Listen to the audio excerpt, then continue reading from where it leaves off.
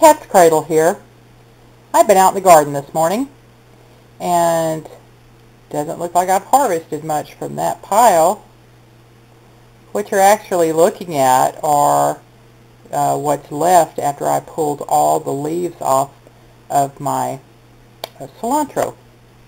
You'll see here I've left some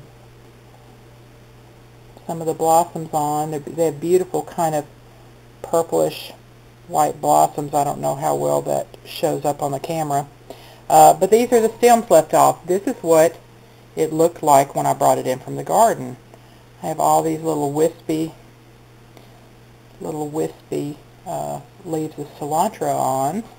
And you'll see I got a fairly, this is a big bowl. I got a fairly nice bowl of it. Most of this looks kind of wispier than what you're used to looking at in the grocery store. Here's a leaf that might look like what you see at the grocery store. But as the weather warms up, those cilantro leaves get very very much asparagus ferny looking. They're very fine. But I know what happens is that cilantro goes to seed very quickly after the temperatures reach 90 degrees. So I wanted to go ahead and pull this off and harvest it. I do dry some, but I have plenty dried. There is a preferred method that I want to show you today for preserving my herbs. Now, if we were in a situation where we didn't have power and we weren't expecting to have power for a very long time, I certainly would dry everything. Nothing would go into the freezer. But for now, I do have power, and there is a way I prefer to preserve my herbs, and I'm going to share that with you today. I'm hoping that sometime in the cold of winter, when you're using basil or oregano or cilantro that tastes like fresh, that you'll have happy thoughts of watching this video and learning how to do it, because I promise you you're going to like it. This video is not about cilantro. I know of no one that just kind of thinks cilantro is okay. They either love it or they hate it. I remember when I first tasted it, and it was not served in Mexican restaurants where I'm from. I'm from Texas, and I grew up eating Tex-Mex, and cilantro just wasn't down there. I really didn't encounter that until I came up into the middle part of the country. And I remember the first time I tasted it, I thought it tasted like an old home perm smelled. I don't know. I'm probably showing my age. If you're my age, you'll remember what getting an old home perm smelled like, and that's kind of what I thought cilantro tasted like. But the more I ate it, the more it grew on me, and I liked it, and so now I plant it and use it myself in my own salsa. Cilantro is also, you can know it as fresh coriander. They're the same thing. So I'm going to go wash this cilantro and get it in the strainer and show you what we're going to do next. One thing I meant to mention to you, when you harvest your herbs, be sure to do it in the morning, as cool as it can be when you get out there, because once the sun comes out and the temperature warms up, the essential oils that would normally be in the leaves they're affected by the sun. They're drawn into the stem, and some of it evaporates off, and you don't want that. You want all the essential oils you can have in the leaf of the plant when you harvest. So do it in the cool of the morning, never in the heat of the day or in the evening. Okay, here's the technique. I hope I have it set up where you can see it right. Here is the cilantro that I've just washed and drained, but not real thoroughly because it's not important that it's dry. So I'm going to put it into my blender, and if I had more than this, it would be great, because the idea is you just shove your blender as full as you can with the herb that you're wanting to save. So when I do basil, and I start harvesting basil, I'll do several blenders full, and I pack that basil as tightly as I can down there, because you want to make sure the herb makes contact with the blade. Okay, so that's all the cilantro I had today. So it's in there. Then what I take is citric acid. That's basically what this is. I buy this in the canning section of any store that carries canning supplies. This product happens to be made by Basil. It's called Fruit Fresh. It's mostly citric acid.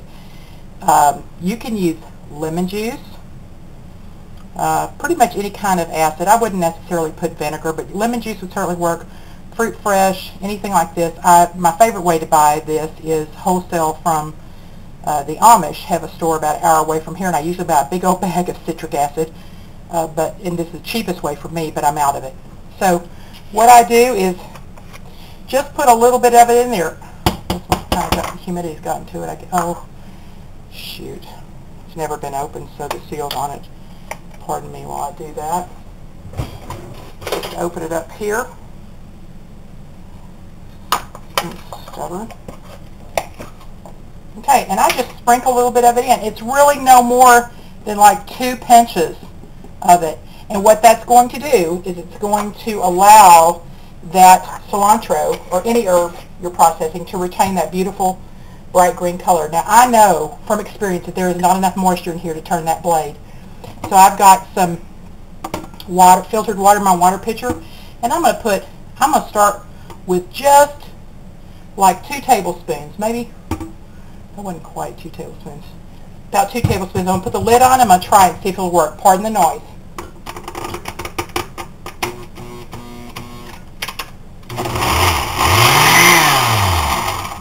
And I'm going to use a spoon to push it down so it makes better contact with the blade. That's the whole idea, get it way down there.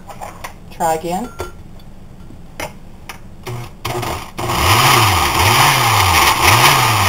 At this point I'm going to add a little more water. If the blade just won't take it, then I'm going to put a little bit more water.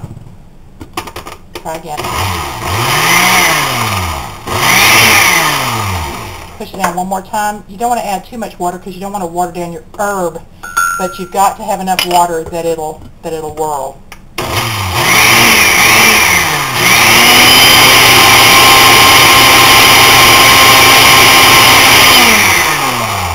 Again.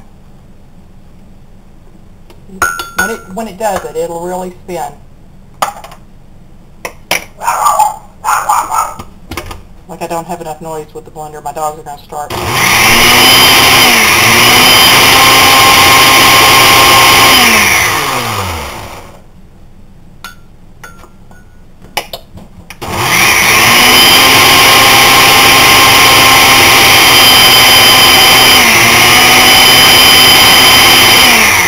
Hear the sound of the blender changing. It's about to blend it up.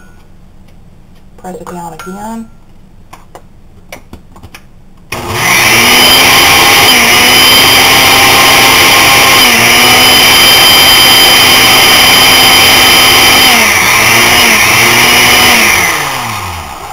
Add just a touch more water.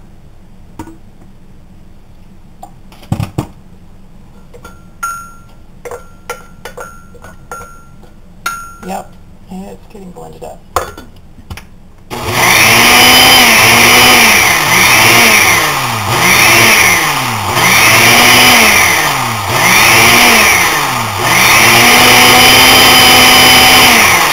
Okay, here it goes. Now it's going to take it.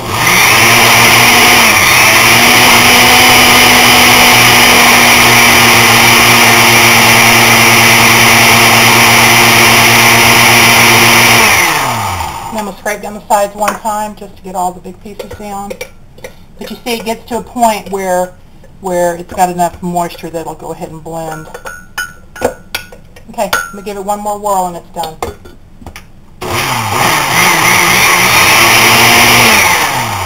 That's it. Okay, now here's what happens. You take a freezer Ziploc bag, a freezer storage bag, and you pour that mixture into your bag. Scrape it out here with my spoon. I'm going to leave a little bit in my blender because I'm going to make some salsa. But you can see it is a dark, dark green. Now I've kind of got a mess on my counter here. You'll just have to pardon that. What I'm going to do is I'm going to zip it up, trying my best to expel as much air as possible. I'll show you when I get that done. Okay, there we go. I've got almost all the air out. And here's what I do. Let me get something to wipe that off for you.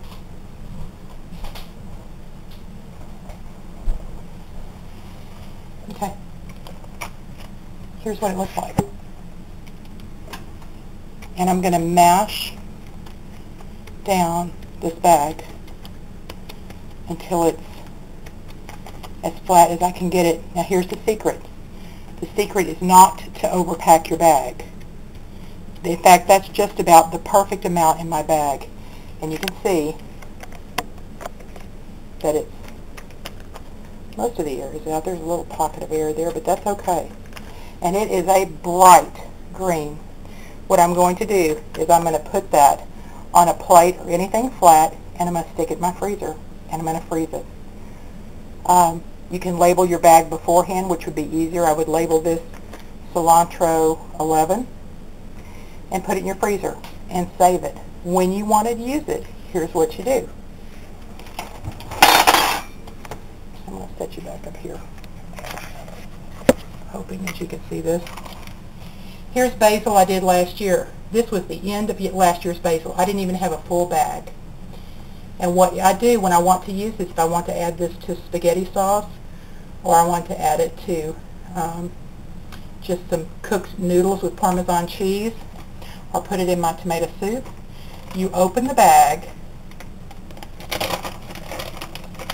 and through the bag, you just break off whatever it is you need.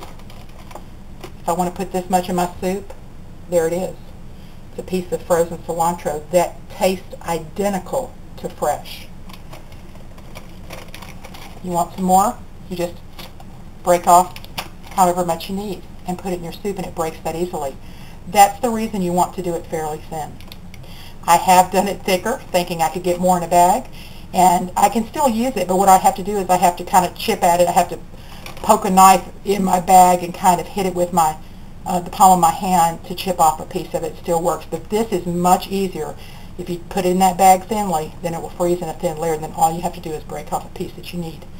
I promise you, if you try this, you will love it. It is an excellent way to preserve herbs, as long as you still have a freezer and refrigeration still works. This basil tastes exactly like it came out of the garden. It's wonderful. If you try it, let me know how you like it. I hope it works for you. Cat's Cradle.